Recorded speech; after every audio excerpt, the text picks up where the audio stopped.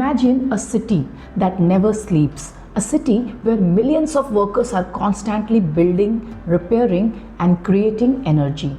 But there's a catch. Every time these workers build something, they create trash, toxic waste. If this trash piles up for even a few days, the city shuts down. The lights go out, the system crashes. That city is you, your body. Every second, your cells are working hard, producing energy. But in the process, they produce poisons, mainly carbon dioxide, excess water, and nitrogenous wastes like urea, uric acid, and ammonia. If these stay in your blood, they are fatal. So who saves the city? Today, on Learn Smart with Sweta, we are taking an exclusive VIP tour of the most advanced filtration plant in the universe, the human excretory system. By the end of this story, you will know exactly how this plant saves your life 24/7. Our tour begins in the abdomen, right here on either side of the backbone. Meet the managers of this operation, the kidneys, two bean-shaped reddish-brown structures protected by the floating ribs. Think of the kidneys as the main processing plants, but they aren't working alone. They are part of a system. First, the kidneys, where the filtration happens. Second, the ureters, two long pipes carrying the waste product, urine, downward. Third, the urinary bladder, which is a storage tank. And fourth, the urethra, the final exit pipe. Now let's slice out one of these kidneys open and look at the architecture inside. It's not just a mushy bean, it has distinct zone. If you look closely, you see two main areas. The outer rim is dark and dotted. This is the cortex. The inner area is lighter and looks like it has stripes or rays. This is the medulla. Why the difference? Why does the medulla look striped? Keep that question in your mind. The answer lies in the microscopic machinery we are about to see. The kidney looks solid, but it's actually made of millions of microscopic structural and functional units called nephrons. These are the real heroes. Each kidney has about 1 million of them. Let's shrink ourselves down and walk along a single nephron. It looks like a long, twisting roller coaster track. First stop, the cup. At the very start of the track, here is a cup-shaped structure called the Bowman's capsule. Inside the cup is a knot of blood capillaries called the glomerulus. Together, they form the Malpighian body. Moving on from the cup, we hit the first twisted turn, the proximal convoluted tubule or PCT. Now here is the secret to that striped appearance I mentioned earlier. The Bowman's capsule and the PCT are situated in the cortex, the outer part. But then the tube dives deep down into the medulla in a hairpin loop called the loop of Henle. Because millions of these loops of Henle and the collecting ducts run straight down into the medulla, parallel to each other. They give the medulla that striped or striated appearance in a sectional view. It's essentially bundles of tubes running together. Finally, the tube comes back up into the cortex for one last twist, the distal convoluted tubule or DCT, before dumping its contents into the collecting duct. A factory is useless without raw materials. For the kidney, the raw material is the dirty blood. Blood enters the kidney through the renal artery. It branches out until it reaches our Bowman's capsule via a tiny vessel called the afferent arteriole. Here's a fun fact. The pipe bringing blood in, the afferent arteriole, is wider than the pipe taking blood out, the efferent arteriole. Imagine trying to force a lot of water from a fire hose into a garden hose. What happens? Pressure. Massive pressure builds up in the glomerulus. This pressure is the key to the whole operation. So how do we make urine? It's a precise 3-step protocol. Step 1, ultrafiltration. Remember that high pressure in the glomerulus, it forces the liquid part of the blood out through the thin walls of the capillaries and into the Bowman's capsule. It's like straining tea. The tea leaves, which are blood cells and large proteins, stay in the blood. The liquid water, urea, glucose, salts passes through. This liquid is called the glomerular filtrate. Step 2 is selective reabsorption. But wait, the factory made a mistake. The filtrate contains urea, which is trash, but it also contains glucose and water, which are treasure. We can't flush our treasure. So as the filtrate moves through the PCT and the loop of Henle, the blood capillaries surrounding the tubule suck back the good stuff. Glucose is 100% reabsorbed. Water is mostly reabsorbed. This ensures we don't dehydrate and lose energy. Step 3 is tubular secretion. Finally, the blood cells realize they missed throwing out some trash earlier. Substances like potassium ions and certain drugs are actively secreted from the blood into the DCT. What's left in the tube now? It's just water, urea and some salts. This is urine. The urine travels down the ureters to the urinary bladder. When the bladder gets full, nerve sends a signal to the brain and the sphincter muscle relaxes to release urine. This process of expelling urine is called micturition. But what does the final product look like? The color is yellow. Why? Because of a pigment called urochrome. Composition wise, it's 95% water and 5% solid waste. The most common organic waste is urea. Other wastes include uric acid and creatinine. Sometimes the quality control fails and doctors can tell you are sick just by checking your urine. Is there blood? That's hematuria.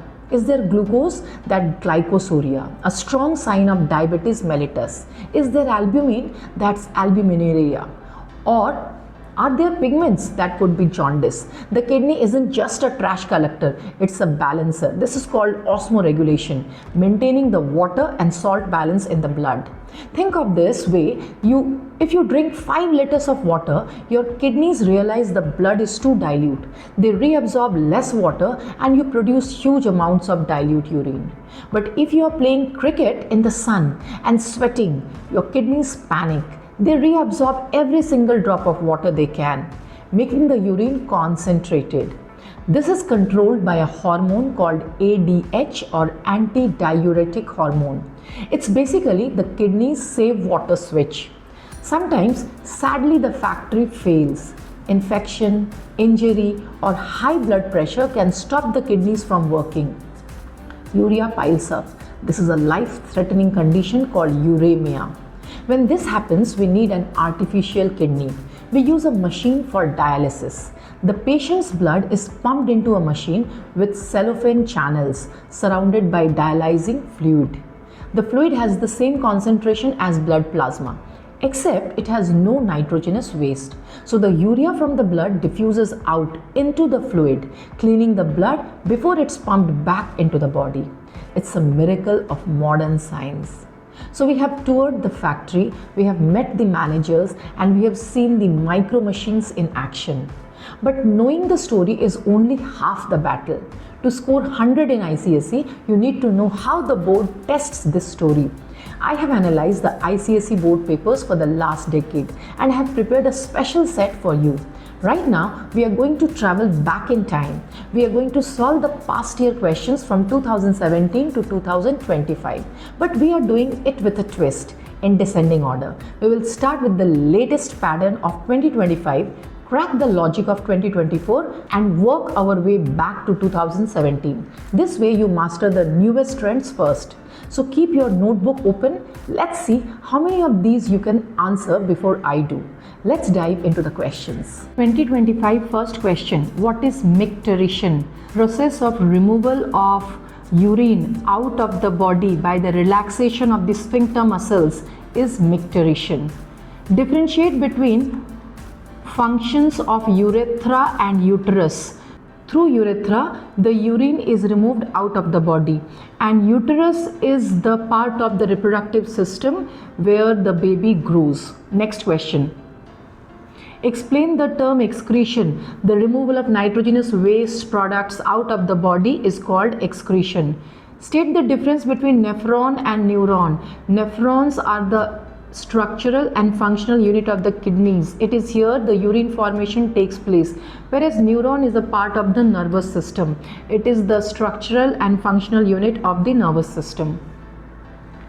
The main nitrogenous waste formed in the body is urea. Next question. We have to arrange in logical sequence starting with Bowman's capsule. So after Bowman's capsule will come proximal convoluted tubule. then loop of Henle, and then distal convoluted tubule. Next question.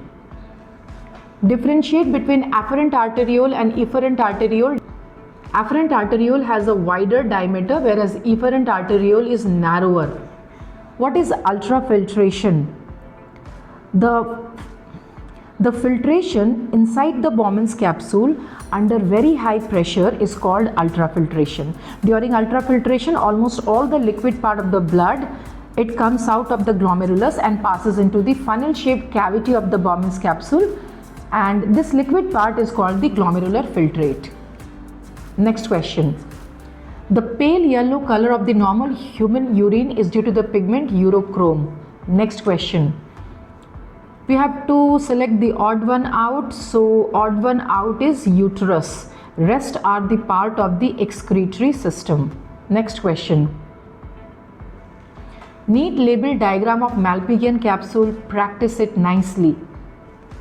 Renal cortex has a dotted appearance and renal medulla has a striped appearance. Explain. So renal cortex, there is Bowman's capsule is present and proximal convoluted tubule PCT is present. That's why renal cortex has a dotted appearance. But in renal medulla, loop of Henle and collecting ducts are present. That's why it gives a striped appearance to renal medulla. Next question. The duct which transports urine from the kidney to the urinary bladder, it will be ureter. Next, kidney renal artery. So liver will be hepatic artery. The artery which supplies blood to the liver is hepatic artery. The structural and functional unit of excretion in the human kidney is the nephron. Next, the figure given below shows a part of the nephron. Answer the questions that follow. Label the parts numbered 1 to 4. So 1 is afferent arteriole, 2 is efferent arteriole, 3 is glomerulus, and 4 is the Bowman's capsule, you can write. What is the technical term for the process that occurs in part 3? Part 3 is ultrafiltration. Ultrafiltration is happening. Why is the fluid X not called urine? Because it is called glomerular filtrate. It still contains lot of useful substances and not all the wastes of the body. So it is not called as urine. And draw a neat and labeled diagram of urinary system. So practice the urinary system diagram nicely. Let's see the next question.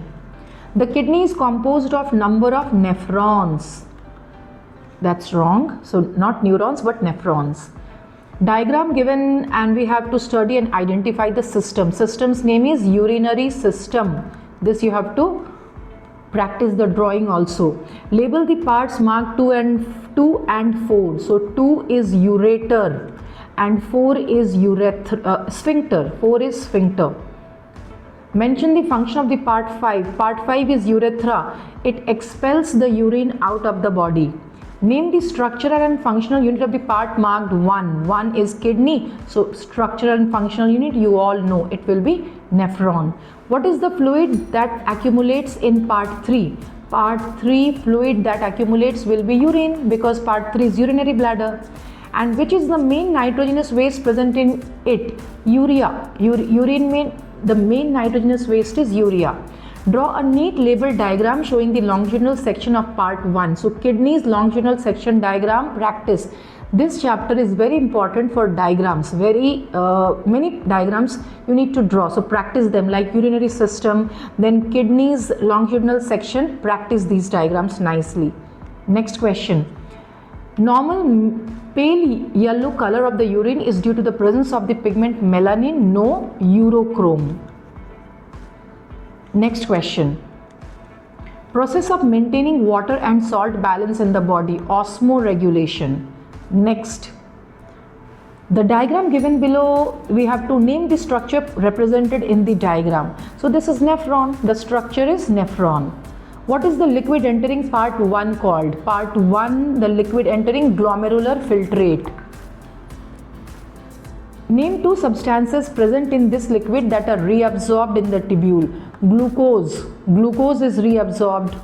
Then salts of sodium. You can write they are reabsorbed. What is the fluid that comes to part 2 called? Part 2 is collecting duct. So here this is urine. So part 2, when it reaches, now this is called as urine.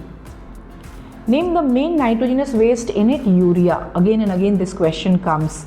Mention the 3 main steps involved in the formation of the fluid mentioned in 3 above. So 3 steps of urine formation. What are those? Ultrafiltration, then reabsorption, and then tubular secretion. Name the substance which may be present in the fluid in part 2. Fluid in part 2, if a person suffers from diabetes mellitus, so then glucose can be present in the urine if a person is suffering from diabetes mellitus. Let's see the next question. We have to differentiate between leaf and liver, form in which glucose is stored. In leaf, glucose is stored in the form of starch, but in liver, glucose is stored in the form of glycogen. Ureter and urethra function. Ureter actually transfers urine from the kidney to the urinary bladder, but urethra removes the kidney out of the body. Next question. The organ which produces urea, liver. Here deamination takes place and urea is produced. Next, odd one out, urea, uric acid, ammonia. These are nitrogenous waste, but bile is not a nitrogenous waste. So odd one out is bile. Next, renal cortex and renal medulla, parts of the nephrons present. In renal cortex, see, I remember it, BP, Bowman's capsule and proximal convoluted tubule. They are present in the renal cortex, and in renal medulla, HC, loop of Henle and collecting duct is present. I remember it like this, that renal cortex contains BP and renal medulla contains HC. BP is Bowman's capsule and proximal convoluted tubule. Renal medulla is loop of Henle and collecting duct. And that's a wrap on the question. We have just covered the entire timeline from 2025 back to 2017. If you were able to follow along with those questions, then congratulations. Your body's filtration plant is not the only thing working perfectly, your preparation is solid too. You now understand not just how the kidney works, but how the ICSE board wants you to explain it. Remember, whether it's the striped medulla, the loop of Henle, or the logic of osmoregulation, it all connects back to keeping that inner city clean and running. If you found this story plus strategy approach helpful, please hit that like button and subscribe to Learn Smart with Sweta. It tells me you want more videos like this. Keep studying, keep your concepts clear, and I will see you in the next class. Bye for now.